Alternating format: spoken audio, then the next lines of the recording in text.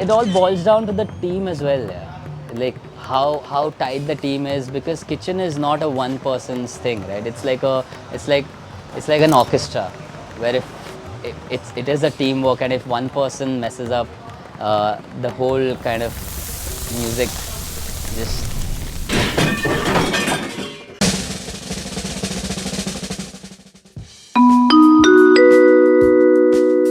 कृपया ध्यान दीजिए, आप देख रहे हैं Satiate. So I did a culinary course for 3 months in an institute called ICCA in Dubai. Then I worked with a restaurant called Folly in Dubai. It was a modern European restaurant. There were 2 British chefs who worked under Gordon Ramsay for all their lives. So the techniques were different, the kitchen setup was different. The kitchen at Folly was still very old school British style kitchen, you know, the ones that you see in Gordon Ramsay videos.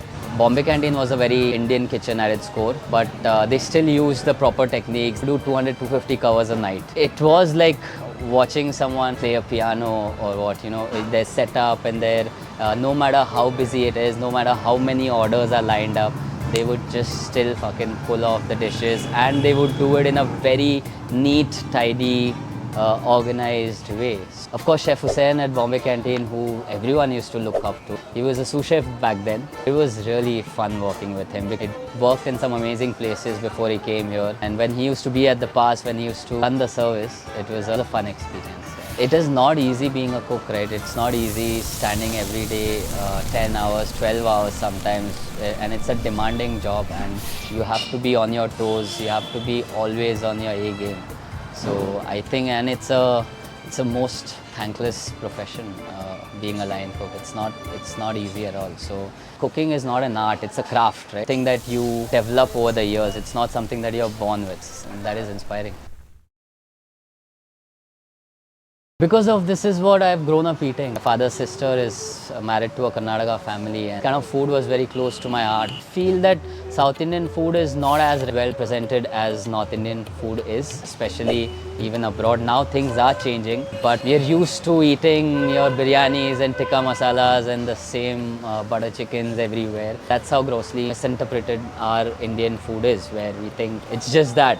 But there's so much regional South Indian food has to offer. It was high time that someone represents that, and especially because it was close to my heart. I've grown up eating this. I felt that this is the right thing to do. Most sold dish anyways on our menu so far has been the Idli Chicken curry, and I have spent as a child, as a kid, I have spent every Sunday eating idli and chicken curry at my Atya's place. That used to be a Sunday staple. Her father-in-law would not eat anything but that idli, and I've it's the same recipe that I've used. I've not changed anything. So every time I eat idli and chicken here in my restaurant, it takes me back to, that's what food is all about, right? It's about context and memory.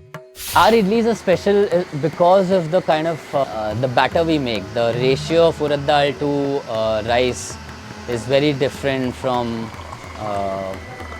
what you're used to here. The curry is very coconut, coriander and khaskhas, poppy seeds. These are the 3 dominant flavors in it.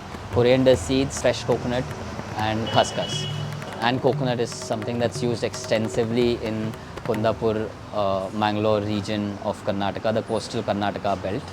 The lady who made idli and chicken curry, whose recipe this is, just visited us 3 months back after Diwali for the first time over here, and she actually cried when she was here, when she tasted everything, and she passed away a couple of weeks back.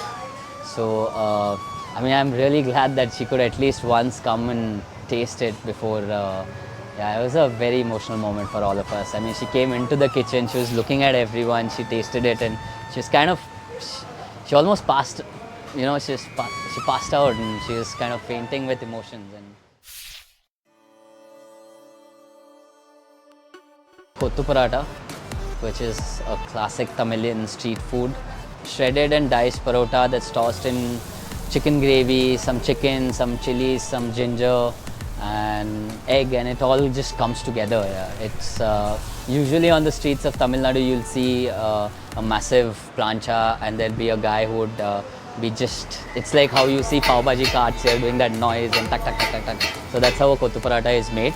We kind of make it a little different here, kind of add a little smoke element to it where we flambe the onion and garlic and the paratha on a very high heat, and then we top it up with a fried egg, sunny side up.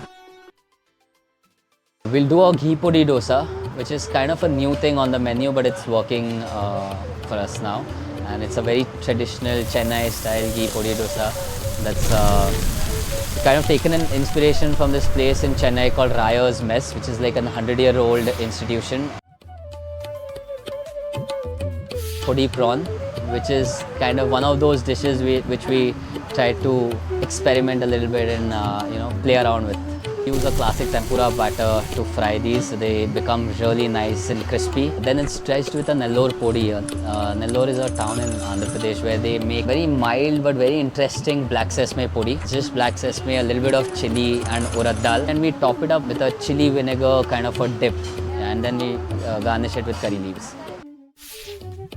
Every 100 kilometers you travel in the south, you will have a different version of a podi. Some uses black sesame, some use just chilies, some uses curry leaf as there's a curry leaf podi, so it's a very generic term podi, and everyone has their own version of a podi, and we have ours. We have three kinds of podi now. We have the black sesame Nellore style podi that we use for the prawns. Then we also do a ghee podi dosa, red chilies, gundu malga chilies and urad dal.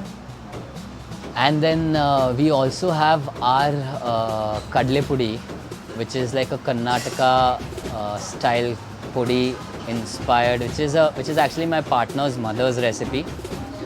He's from Gokak, and Gokak is like a border town between Maharashtra and Karnataka, and he's a Maharashtrian from Karnataka. So there's a lot of Maharashtrian influence in that pudi, where it has black curry leaves and fried garlic in it.